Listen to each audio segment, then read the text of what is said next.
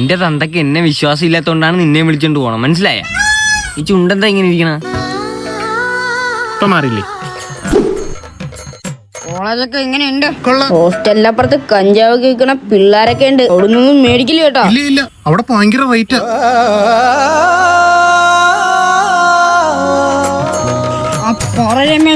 സബർജില്ലേ ചോദിക്കണ കാര്യത്തിന് മാത്രം പോരേടാ, വായടേടാ. നിന്റെ അടുത്ത് ജവാൻ മേടിച്ചിട്ട് വരാമല്ലേ പറഞ്ഞ?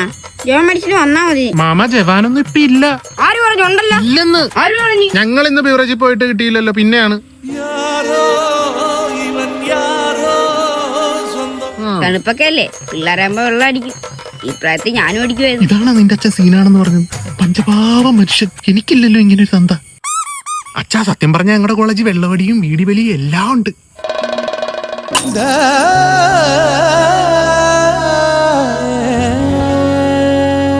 കോളേജിലേക്ക് വരുമ്പോഴേ ആ ടച്ചിങ്സിന് കുറച്ച് അച്ചാർ എടുത്തോണേ വീട്ടിൽ നിന്ന്. അച്ചാർച്ചം കൊടുത്തുവിട്ടേക്കാ മോനെ. ഓ, എന്തൊരു തങ്കപ്പെട്ട മനുഷ്യൻ.